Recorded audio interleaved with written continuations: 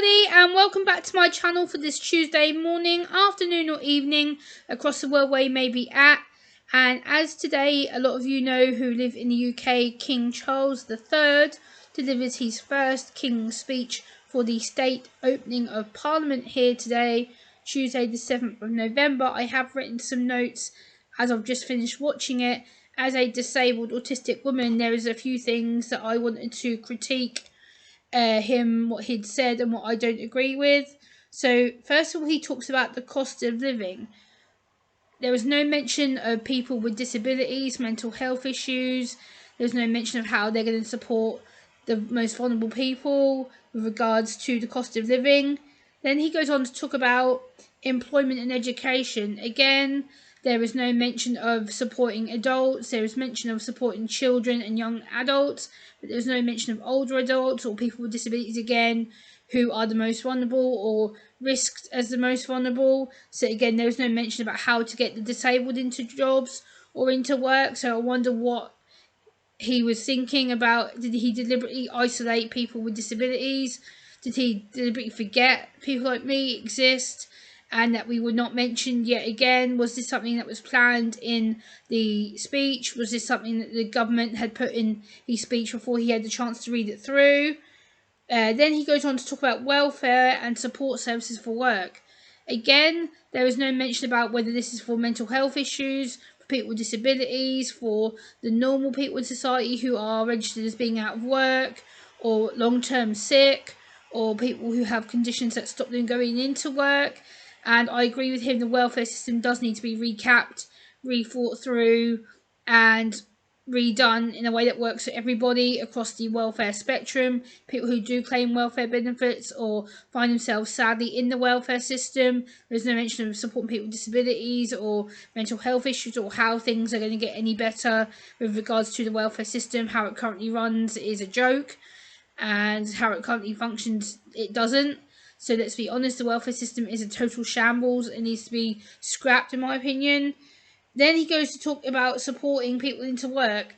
Again, I'm not being funny, but where was the mention about people with disabilities, people like autism, people like epilepsy, people who have long-term chronic health issues, physical health issues that stop them going into work, or their employers are not for them, or their employers don't understand they may need some sick time off, or they don't understand that their employees are disabled or struggle with their mental health in the workplace. There is nowhere for people to go to talk about their mental health or their physical health. There needs to be some kind of support services run by people with physical health issues, mental health issues, invisible disabilities such as myself, who don't often get support or get told I'm too functioning because I'm not looked at as disabled, where technically I am because I'm registered as disabled under the UK government as someone who lives and works in the UK, voluntarily works. You know, there needs to be better outcomes for us.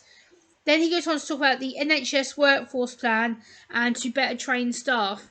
Again, I know this is aimed at the professionals like nurses, doctors, mental health services, etc. But again, this could be aimed at people with autism, disabilities, physical health issues, because there is a lot of us that volunteer within the NHS, especially in the NHS mental health services, and we help take patients to different departments. We help them with newly found out diagnoses. We help out with support groups. We are the ones that often do the behind the scenes work that no one knows about or no one seems to care about. So again, is there going to be any recognition for people with disabilities within the NHS workforce plan? Is there going to be any mention of how to support people with disabilities when it comes to the NHS workforce plan and what the government seems to want to do with that? And then he went on to say about mental health services and people accessing them having better support. Well, about time, don't you think? The Mental Health Act hasn't been touched in decades upon decades upon decades, and now he's saying, oh, the mental health services need more support, and the people that are using them or going into them as inpatients need better support. Well, you think? That again, does that include people with autism, physical disabilities, hidden disabilities, mental health disabilities? Because again, this sounds like you're just trying to tick box and you're trying to keep on track with the people that in the government who are saying, oh yeah, King Charles needs to say this, tick. He needs to say this, tick. He needs to say this, tick.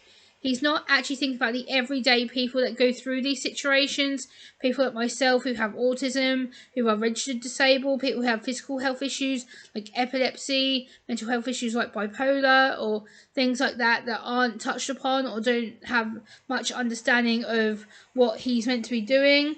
And then the next thing I want to talk about is police forces to empower their staff to have better training and to help victims of crime. Yes, this is all well and good to talk about police having better training, better provisions, better services, better facilities. Yes, I get that, and that's well said and well planned. I get that, but again, does this come down to better training people with disabilities, how to deal with victims who may be disabled, how to better take statements, how to make sure that they're cooperating people with disabilities and mental health issues, to make sure their staff, if they have disabilities, are taken care of, to make sure that their needs, wants, reasonable adjustments are taken into consideration if they work for the police, because again, the police, let's face it, have been in the press non-stop, on and off for the last few years. We've heard police who have attacked people, or police who have recently hit an autistic man, police who have followed a woman home, etc. As we know from the late Sarah Everard case, we need better training for our police with regards to disabilities, mental health, emotional health, physical health, etc. Is this going to be something, again, that's another tick box exercise, or are we just saying this to score points within the government? And then the next one is, again, to help people who are victims of the system, or people who go into the criminal justice system. Again, this is so biased and so, not understood, that people seem to be forgotten or not acknowledged, and that really does worry me somewhat, because we are people who need to be acknowledged and better understood within the system. And I think the King has no idea. I'm sorry to say that. I think King Charles is totally out of touch with the UK people. I think the UK government, to be honest, is out of touch with the people, and I think he's going to realise pretty soon that a lot of the public do not trust him or do not want to be around him, and they're just taking his words as yet another tick box exercise to do with UK politics and the system. So the next thing that I want to touch on is better support for veterans. As King Charles said, much is owed to the veterans. Absolutely agree with you there, King Charles. I think we do need better support and protection for veterans. We do. As someone who had veterans in her family and has heard story after story about failing of support and failing how to support when they've lost their colleagues, their friends, who become family, we do need to support our veterans better. There needs to be services and mental health services that protect our veterans, that serve our veterans, that are run by veterans. And unfortunately, I see this again as another tick box exercise. I don't see it in action. I don't see veterans getting homed properly. I see a lot of veterans are on the streets. I see a lot of veterans are having to go from people's house to house because they're sofa serving, or they're only given a bread and breakfast. We need to be better on top of protecting our veterans. Our veterans have put their lives on the line for us, our country, our people, to protect us from terrorists and other people who may not want to do good to the UK. Our veterans do matter. Our veterans matter a lot to us. That's why we have Remembrance Day. Remembrance Day is the day we forget about the people who put their lives down on the line, who died for our country, who served our country for the greater good, and we do need to protect our veterans, absolutely right. But unfortunately, again, is this going to be another tick box exercise? Because a lot of veterans, as you know, are probably disabled and have issues with PTSD and stress disorders and personality disorders and things like that. I'm not diagnosing anyone because I'm not a medic, but I'm just saying there is needs and wants for better protections and services for our veterans. Absolute right, I agree with that. But I must admit, I am very disappointed in this King's speech in general. I think it's a very blasé, biased thing that he's saying. I don't think he really understands what he was saying or implementing. And to say, oh, this will be coming into pass, this will be coming into legislation, this will be getting pushed through. And I know he is a big climate change advocate. He did mention climate change quite a lot. And I really worry about how much political power he's got, because he's meant to be a non-biased, non-involved person. Royalty are not allowed to get involved in politics. So I do not understand why the King is given so much power to make these decisions. I know the Queen liked to have a say in how our country is run, the late Queen, absolutely. But the King, the Queen, King Charles, Queen Camilla, as much as I hate saying that, but You know, I don't want them getting power to their heads. I don't want them taking charge of our country, knowing full well that they can't implement these strategies. These strategies are implemented by government, and unfortunately, I don't see most of these strategies working.